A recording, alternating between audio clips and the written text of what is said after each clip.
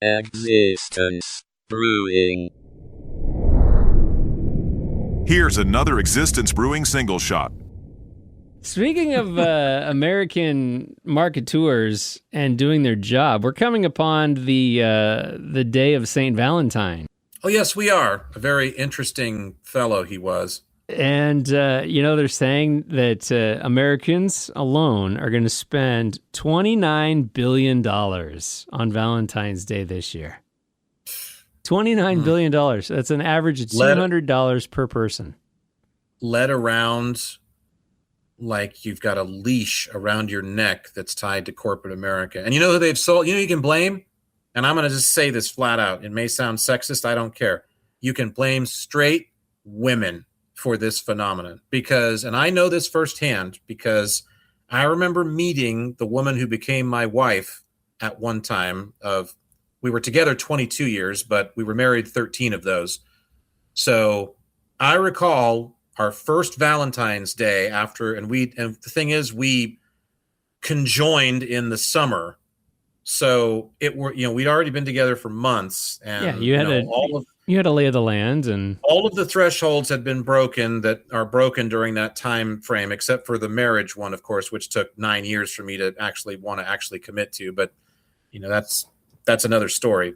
So Valentine's Day rolls around and I'm just like, everybody's like, what are you doing for the, for the hot chick you see and for Valentine's Day there, Jack? How about, I'm like, I said, she's cool. I'm nothing. Just, basically just blow it off. She doesn't care. I don't care. She's cooler than that. No big deal. Right. Oh man. I can tell you, you stepped in it.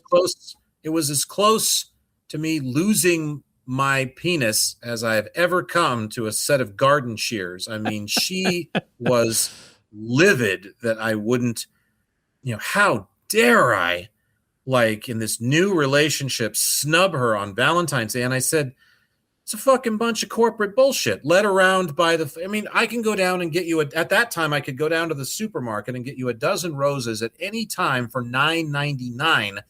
On the weeks leading up to Valentine's Day for the 10-day window that they're going to stay good, they quadruple the price. It's corporate fucking madness, and I don't want anything to do with it. I'm also not going to be told when to buy you gifts by some bullshit tradition. I'm also not going to be told what to buy you. I hate everything about stuff like that. Oh man, I was in the Snoopy snow cone machine doghouse for weeks for that. I paid dearly. So the Snoopy snow cone doghouse. I've never heard of the doghouse being associated with the Snoopy snow cone machine. The Snoopy snow cone machine looked just like the doghouse I was resigned to for weeks because of that. It was shit. small and it was cold and wet.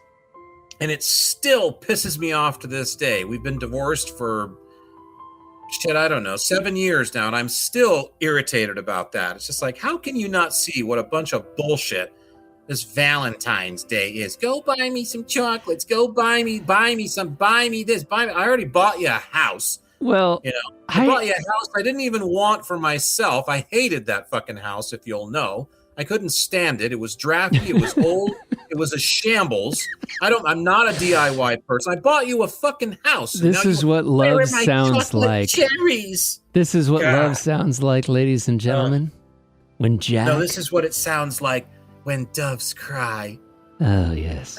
Your ex-wife does not really strike me as a Valentine person. Yeah. So I thought as well when I met her. Oh, she's cool. She's, she can rock this. This was the best attempt of no copyright romantic background music that the interwebs could produce. And I wanted to tell you about some unique events and traditions. I guess it would just be unique events because traditions are something you have to actually really I guess, do year after year, don't you? There are some establishments that are doing a Feed Your Ex to a Wolf Day. Oh. Several nonprofits and zoos are running popular promotions on Valentine's Day where you can name a cockroach, a rat, or a piece of meat after an ex and have it be fed to animals. In exchange for a donation to their zoo. Yes, these things cropped up some years ago. Somebody had a great idea for those that can't let go of their bitterness and contempt for an ex. And, trust me, I've been there. I've been through some rocky breakups, but honestly, I mean, this is what you need to do to have a cathartic release, is have a zookeeper officially anoint one of the rats that's going to get fed to the python as Monty, your ex. Fuck you, Monty, be eaten by the giant python. I mean, what an interesting Conan the Barbarian-like fantasy for doing in Monty, except he's somehow exchanged bodies with that of a small rodent and is now going to be eaten. Fuck you, Monty. Would you really want Monty to be eaten by a boa constrictor? Save that thought before you answer, because you're going to say yes. But just think about what you're saying before you actually say it. Oh, man. Hey, Mr. Producer, I think this music is way more fitting. This is the same music that he keyed up for the adult film or Hallmark. Oh, segments. Right, yes. You remember that one? That was a good one. That was a good time. Here's the thing. I know that relationships can get stale. Yeah. Or perhaps stale is too strong a word. Maybe it's too strong a metaphor. Let's say mundane. They can get, you can get lost in the average every day. Okay, we've got, maybe you have kids to take care of, even if you don't, jobs. And it's just, so it's easy to forget to stop down and do something to appreciate the person that you call your partner. I absolutely 100% not only recognize that, but I appreciate that it occurs. And I appreciate that there is a reminder in place to break that stalemate, to try and make things fresh again and say, hey, we haven't done this for a year. It's about time. Yeah. But why does it have to center around commerce? Everything, why isn't it just a friendly reminder? Why can't it just be, Valentine's Day is here, and in case you haven't told your wife that you love her in 14 years, today would be a good time to do that. Yeah, it's just right. a quick reminder on the morning news. It's just a quick news flash. It's not, you better go buy her something.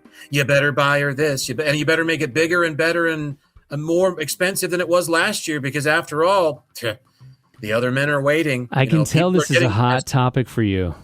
I didn't mean to bring up any bad.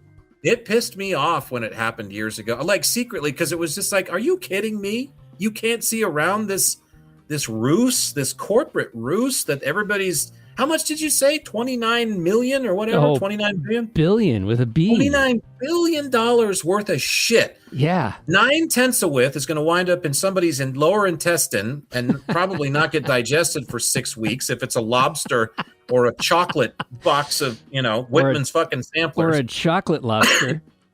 Or a bunch of plastic garbage that's going to wind up in the landfill. It's just a bunch of shit. It's another reason to go spend money and then drink alcohol to forget that you've spent money.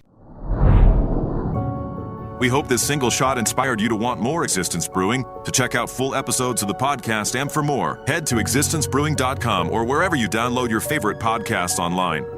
Existence Brewing.